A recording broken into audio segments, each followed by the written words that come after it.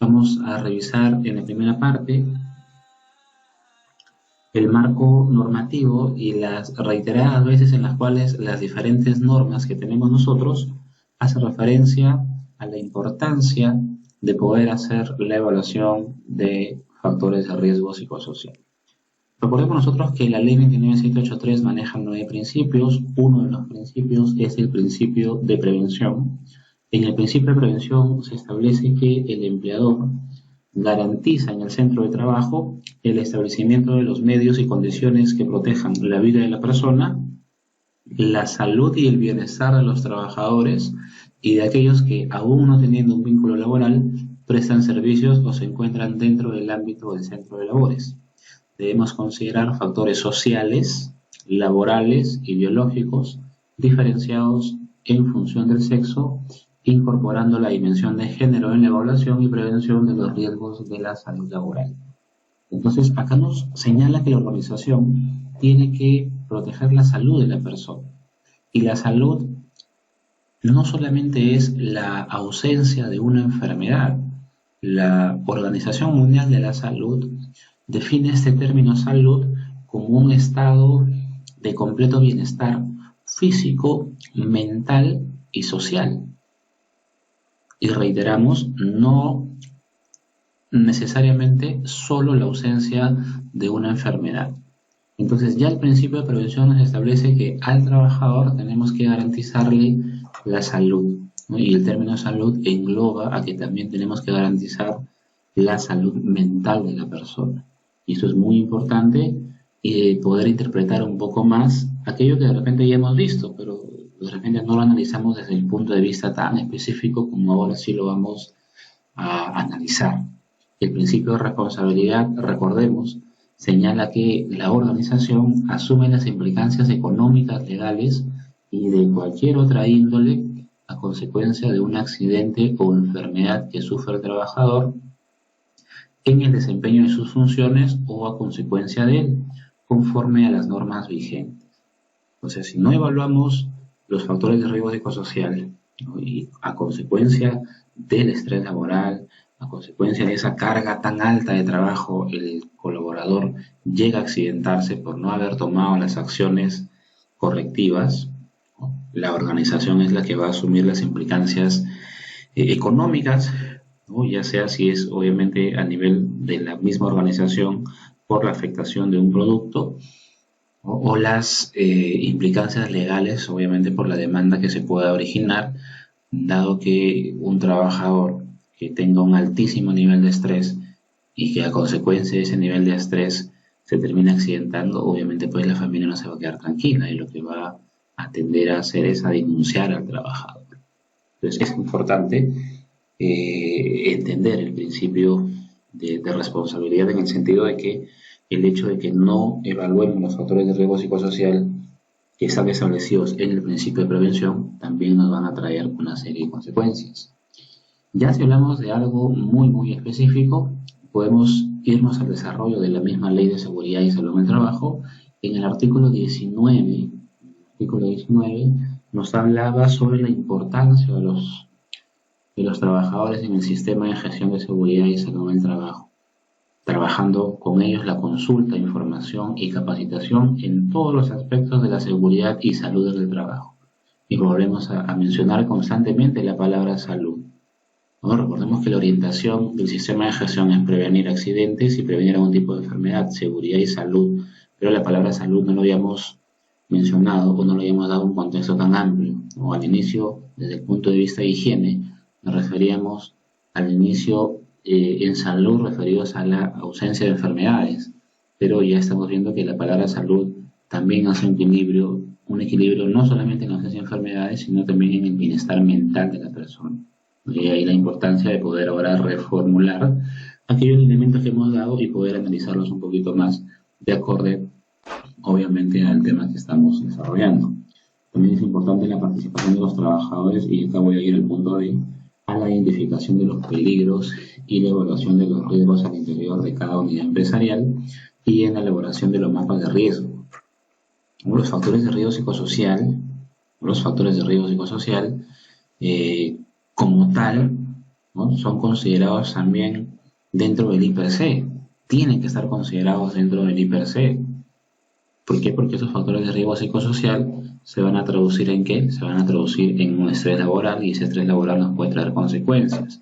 Pero a veces solamente dedicamos al IPC a revisar condiciones inseguras y nos olvidamos muchísimas veces de poder enfocar el sistema de gestión también desde el punto de vista humano, sobre todo con el trabajador. Es importantísimo que nosotros nos acerquemos a los trabajadores para poder generar confianza, para poder generar apertura, para poder tener ese lazo que obviamente se tiene que manejar con respeto, pero que muchas veces es necesario para poder darle el enfoque tan humano que realmente necesita la gestión de seguridad y salud del trabajo.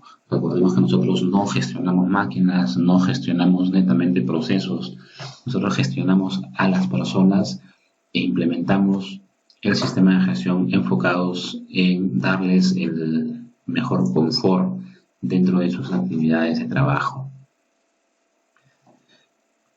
Como vamos a trabajar los factores de riesgo psicosocial en nuestra matriz IPRC, en el artículo 50 nos señala las medidas de prevención que son facultades del empleador, la de gestionar precisamente esos riesgos que me va a generar, ¿no? Los factores de riesgo psicosocial, como pueden ser el estrés, tenemos que gestionarlos sin ningún tipo de excepción. La orientación siempre va a ser ¿cuál? Poder eliminar esos factores de riesgo psicosocial. Y si es que no lo podemos eliminar, poder reducirlos al máximo. Para eso, obviamente, estableceremos planes de acción que nos permitan darle al trabajador un ambiente laboral, ¿no?, sano desde el punto de vista sociolaboral. ¿Qué más podemos hablar? Bueno, esta parte hablaba sobre la famosa jerarquía de control, ¿no?, que también puede ser aplicada a los factores de riesgo psicosocial. En el artículo 56 ya nos habla de algo mucho más específico, ¿no? El artículo 56 nos habla sobre la exposición a las zonas de riesgo, y cuando habla de exposición a las zonas de riesgo, no solamente habla de la exposición del trabajador a una máquina o de la exposición del trabajador a un agente físico o químico. El artículo 56 señala que la organización debe prever, ¿no?, debe prever que la exposición a agentes físicos, químicos, biológicos, ergonómicos y psicosociales a los cuales concurra la persona en el centro laboral no deben generar daños en la salud de los trabajadores. Acá ya nos habla de que tenemos que prever que esa exposición a los factores de riesgo psicosocial, al ritmo de trabajo de la organización, no genere un daño en la salud del trabajador. Ya utiliza el término psicosocial. Ahora, no solamente la ley de seguridad y salud del trabajo nos va a hablar sobre los factores de riesgo psicosocial, también nos va a hablar obviamente su reglamento, y el reglamento es el Decreto Supremo 005-2012-TR.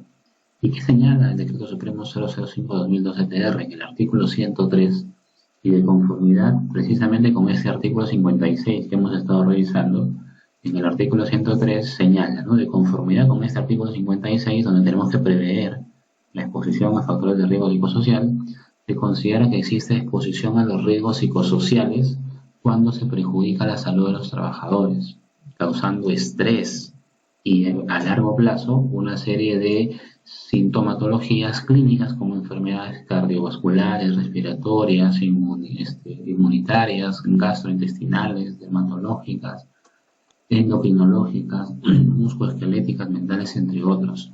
Acá lo que nos está dando el artículo 103 es precisamente cuáles son esas consecuencias que va a tener el trabajador cuando se exponga a los factores de riesgo psicosocial. Y obviamente pues un trabajador que psicológicamente no se encuentra bien dentro del campo laboral, no puede traer una serie de síntomas que no solamente va a ser la preocupación o dolor de cabeza.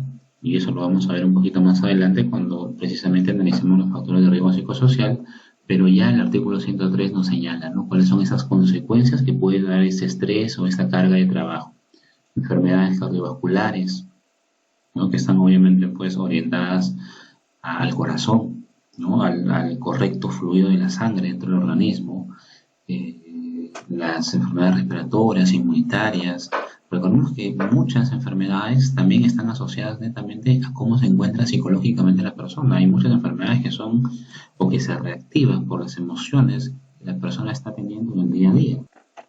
Hablando de este reglamento de seguridad y salud en el trabajo, el Decreto Supremo 005-2012-TR, este año tuvo una actualización cuando se modificó completamente el artículo 57 del reglamento de seguridad y salud en el trabajo a través del Decreto Supremo 002-2020-TR.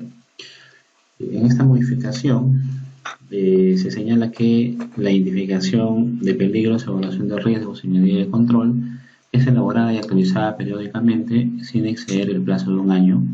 Acá ya debe ser cuanto mínimo de forma anual por una persona que sea competente en consulta con los trabajadores, así como con los representantes del Comité de Seguridad y Salud en el Trabajo, Subcomité de Seguridad y Salud en el Trabajo o supervisor, dependiendo del caso. Creo que ahora ya lo entendemos mucho mejor después de haber estudiado el tema del Comité de Seguridad y Salud. Son requisitos mínimos para la elaboración o autorización del IPC, y acá nos señala de forma clara que debemos incluir en la elaboración o actualización del IPC los resultados de las evaluaciones de factores de riesgo físico, químicos, biológicos, ergonómicos y psicosociales. Y los factores de riesgo psicosociales, lo volvemos a repetir, están presentes en todas las organizaciones, en más o en mayor medida están presentes, por lo tanto no debería existir ninguna matriz IPC que no tenga en consideración los factores de riesgo psicosociales.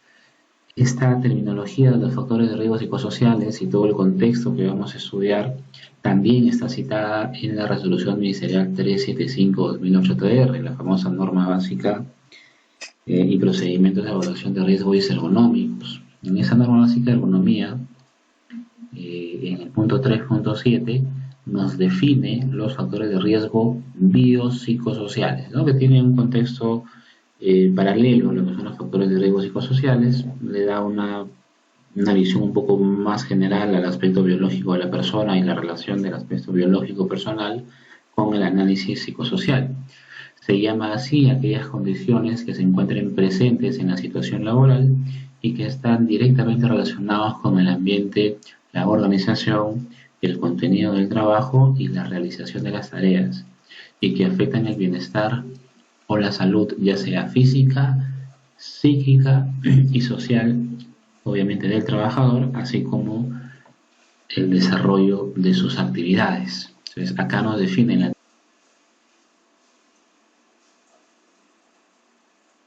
375, que es un factor de riesgo biopsicosocial, entendiendo obviamente pues que la 375 copió terminología extranjera, entonces por ahí que algunos términos son bastante parecidos a los que vamos a revisar, que básicamente es bibliografía española. La resolución ministerial 375 también señala ya en el título 8, que es algo más específico, con respecto a la organización del trabajo, que esta organización del trabajo tiene que ser adecuada a las características físicas y nuevamente, ¿no?, a las características mentales de los trabajadores, así como a la naturaleza del trabajo que esté realizando. Y no solamente es la ley de seguridad, no solamente es su reglamento, no solamente es la resolución ministerial 375, también lo vamos a ver en la resolución ministerial 050-2013-TR, ¿no?, donde nos señalan los registros obligatorios para el sistema de gestión de seguridad y salud en el trabajo. ¿No? Recordemos que dentro de los registros obligatorios tenemos nosotros al registro de monitoreo de agentes físicos, químicos, biológicos, psicosociales y factores de riesgo ergonómicos, ¿no? Y aquí nos señala qué es lo que debemos evaluar. O en agentes físicos nos señala que tenemos que evaluar ruido, vibración, iluminación, ventilación, presión alta o baja, temperatura. Son agentes que hemos estado revisando, ¿no? Factores químicos, gases, vapores, polvos, nieblas, humos, líquidos, etcétera, en biológicos, virus, bacilos, bacterias, etcétera, disergonómicos, manipulación manual de cargas, sobreesfuerzos, posturas de trabajo, movimientos repetitivos. Es una de las secciones adicionales que usted podrá cursar de forma voluntaria Y también nos señala pues los factores de riesgo psicosocial, ¿no? Tenemos que monitorear el hostigamiento psicológico, el estrés laboral, el acoso laboral, también llamado mobbing, entre otros. Acá ya nos especifica en la 050, ¿no?, que dentro de este registro de monitoreo de agentes físicos, químicos, biológicos, psicosociales, tenemos que monitorear ya el detalle de cada factor de riesgo. En la última sesión revisamos un poco la orientación de SUNAFIL, también revisamos la ley de inspección de trabajo, así como su reglamento, y recordando un poco los incumplimientos a las disposiciones legales de carácter general que son aplicables a los centros de trabajo son infracciones administrativas, ¿no? Recordemos que estas infracciones administrativas podían ser infracciones leves, podían ser infracciones graves o podían ser infracciones muy graves. De acuerdo al nivel de gravedad, leve, grave o muy grave, podíamos hacer una estimación de la multa, de acuerdo a las tablas que estaban categorizadas, de acuerdo a la magnitud de la empresa. Ahora, el incumplimiento de las obligaciones de implementar y mantener actualizados los registros o disponer de la documentación que exige el sistema de gestión de seguridad y salud del trabajo es considerada una falta grave.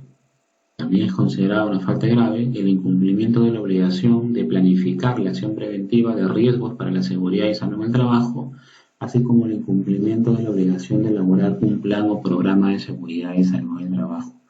¿Qué nos está diciendo entonces el Decreto Supremo 019-2016-TR? ¿Qué nos está diciendo este reglamento de la Ley de Inspección del Trabajo? Que si usted no tiene el registro de monitoreo de factores de riesgos psicosociales, esta falta, ese incumplimiento es una falta considerada para el sistema inspectivo como una falta grave.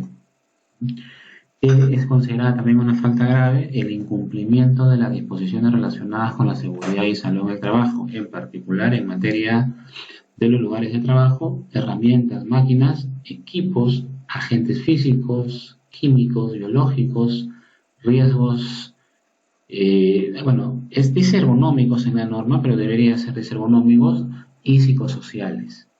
Eso también es considerado una falta grave. Tener en consideración que el hecho de hacer un monitoreo, pero no tomar un plan de acción, no tener un programa, es considerado también una falta grave. Usted puede hacer monitoreo, pero no significa que termine ahí, ¿no? Muy por el contrario, el monitoreo lo que nos va a dar, ¿qué cosa es? Nos va a dar el nivel de riesgo y nos va a proponer los controles. Entonces hay que hacer un plan, hay que hacer un programa para poder controlar, mitigar y, si es posible, eliminar los factores de riesgo psicosocial. ¿Qué es considerado para la Ley de Inspección del Trabajo y su reglamento una infracción muy grave?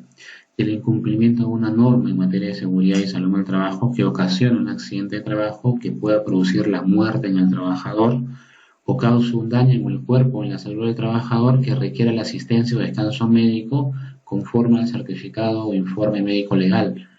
El incumplimiento de la norma como tal es una falta grave, pero si ese incumplimiento de no hacer elaboración de riesgos psicosociales, a ese incumplimiento se le suma que como consecuencia de un estrés laboral al trabajador, como consecuencia del mobbing al trabajador, el trabajador sufre algún daño, ya la falta ya no es considerada una falta grave, sino que la falta ya viene a ser considerada una falta muy grave. Muy importante tomar en cuenta esto nos va a servir de sustento ¿para qué? Para poder sustentar ante la gerencia la aplicabilidad de este monitoreo, porque muchas veces la gerencia que dice, oye, pero ese informe de monitoreo psicosocial será importante, mejor no hay que hacerlo de físico, lo de ruido de repente, ¿no? No, eso también es tan importante como los agentes físicos o los agentes químicos. O sea, consecuencia, vuelvo a repetir, que el trabajador llegase a accidentarse como consecuencia de no haber tratado un factor de riesgo psicosocial, ya el incumplimiento pasa a ser una falta muy grave. Y si esa falta muy grave afecta a una gran cantidad de trabajadores, ya sabemos que a mayor gravedad de la falta, y que ya es muy grave, y a un gran número de trabajadores, la multa es mucho mayor, ¿no? Entonces hay que tener en consideración eso también.